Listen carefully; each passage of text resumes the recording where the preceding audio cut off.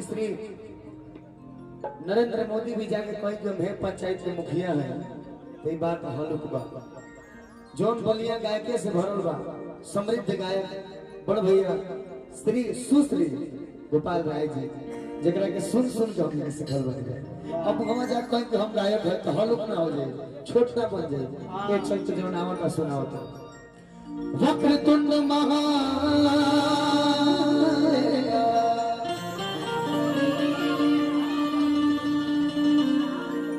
सूर्य कोटि समप्रभा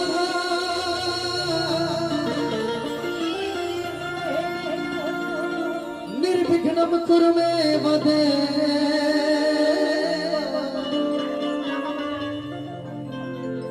सर्वकार्येषु सर्वदा।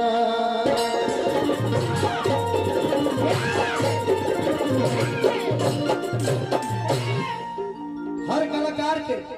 एगो जन्म जुगी गीत होला, वो कही गई है तो पहले उहे गई है,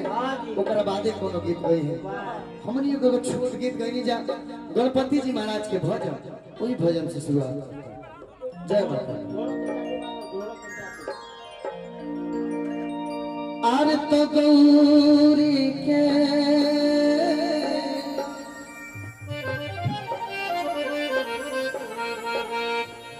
ए ललनवा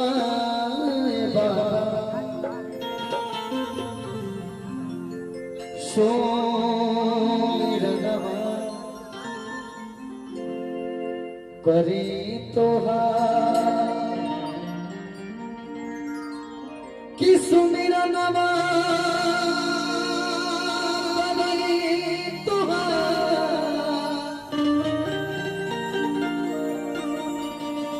सुमिरनवा हर करी तोहार। चल जाए।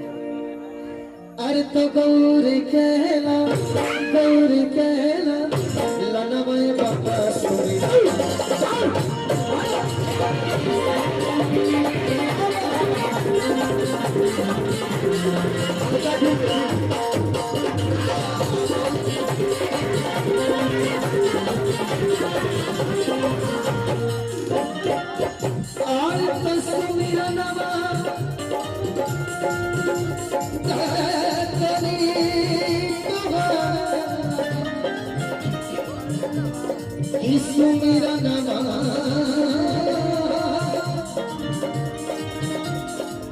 अरे करी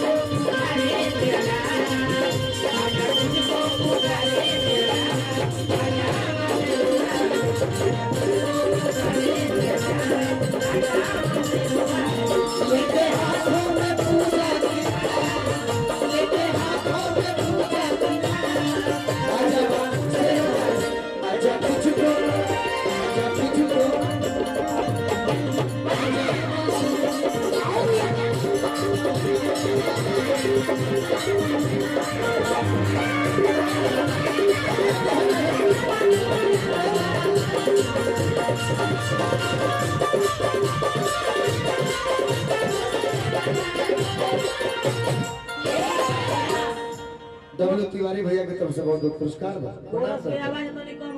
तनी पीछे चलो लो, गमछा दे वो। ए बात हर गायक के गावे के बजावे के तरीका अलग होला। अपना भोजपुरी में जे भोजपुरी भाई 100 रुपया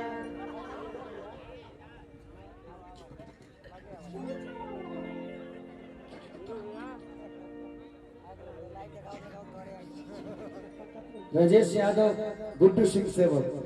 क्षेत्र के सेवक बने हैं। ए बाबू तनिका भाई तने गावल जा बोल ले सुन ले भैया बोल ले सुन ले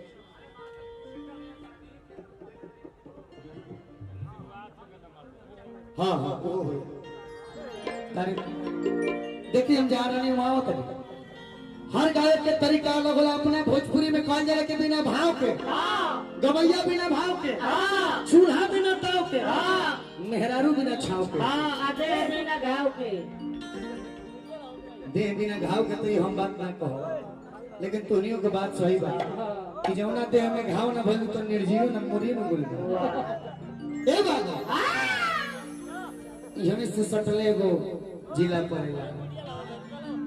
बोलिए के बाद छपरे होता है गोले जंगल ना ठोकना मेरी बात सुनो इहे गीत के जब पहले जानता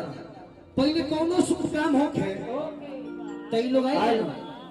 शांति ई लोग आइल बनो भारती बाड़ी फलनिया रामचंद्र बोल पूजा खड़ुआ के माई राम खिलावन बोल ई लोग के कोई काम ना रहे का है पहले लोग के जन्म कर्म ना भइल है मतलब बोले तो हमरो के हम ने बोली जाए जन्म कर्म भई रहेगा लेकिन कोनो शुभ काम पहले होखे तिलक होके बियाह होके बारात होके तो जानतर के आवे की आवे टेंट बना लो तो करो से पहले कोई आवे वो करो से पहले खाए बनावे वाला अब हम बोले ना बोले तो करो से पहले कोई आवे छापरा जिला से चल के किन्नर समाज के लोग आवे कोनो काम के शुभ करे खातिर भैया दिनेश भैया आ उन लोग के आने के तरीका का होखे भाई से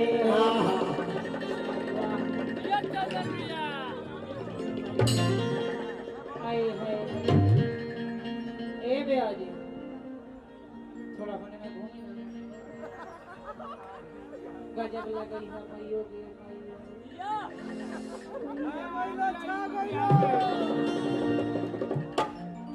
ए बात का ध्यान दे सबे कि जब किन्नर समाज के लोग आवे मंच पर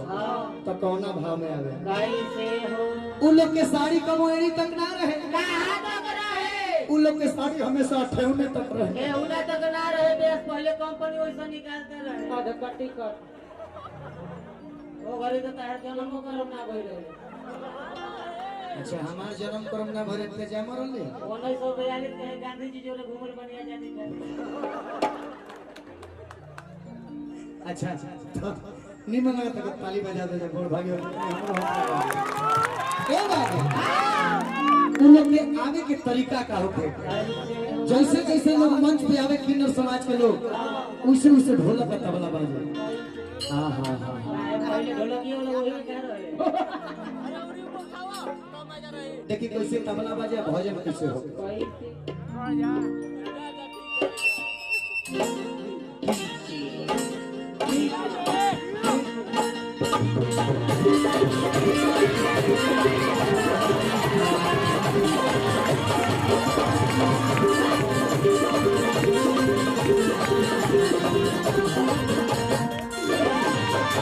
रुको लो हमारे चंदन भाई हमें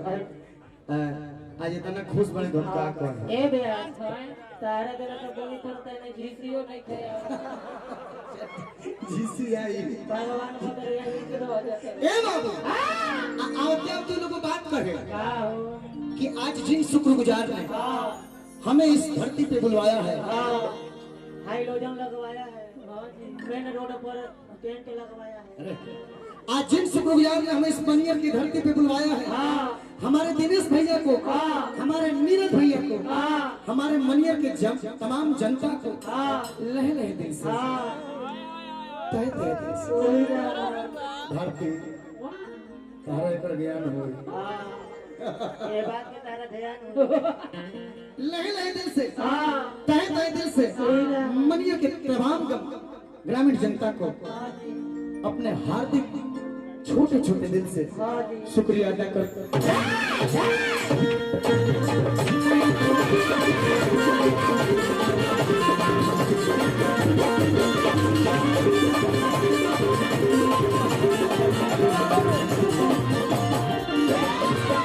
और तने थोड़े हां आवते आवते गाना कैसे गाओ सब भाई जय हो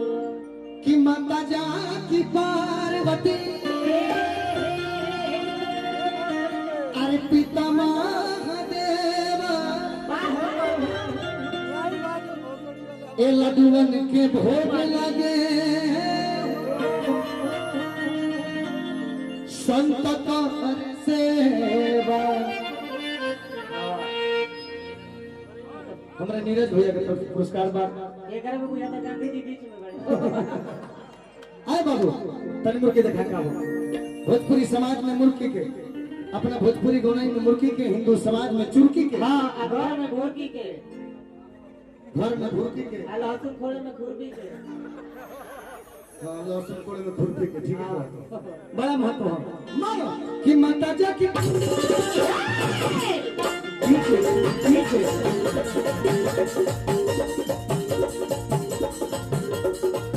कि माता जा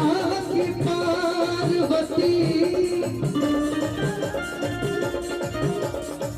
अरे पिता महादेव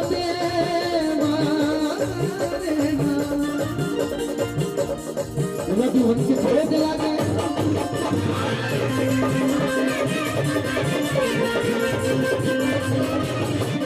ऐसे के गावेला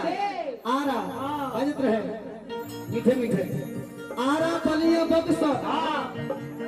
के लोग गायक कैसे गाई लेकिन छपरा जिला है नहीं वो दोनों के गौनिहार लोग के मिजाज में चेंज हो जाए छपरा जिला के गायक काहे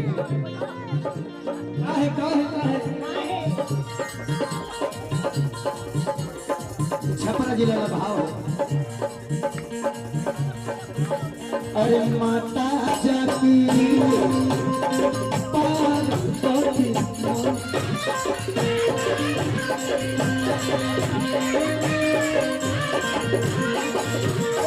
अरे माता जाती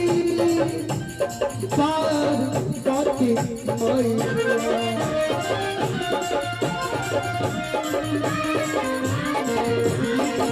हमारे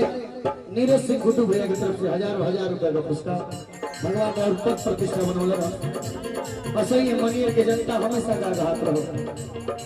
माता जा की पार्वती पिता महादेवा लड्डूवन के भोग लागे संत कर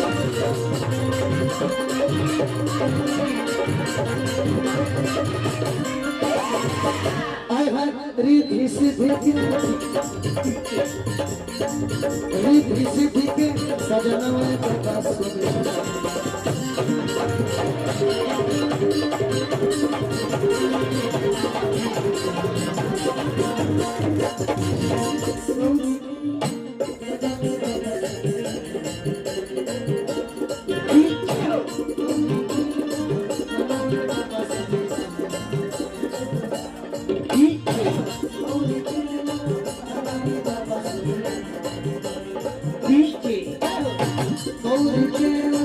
लगाए बाबा सुन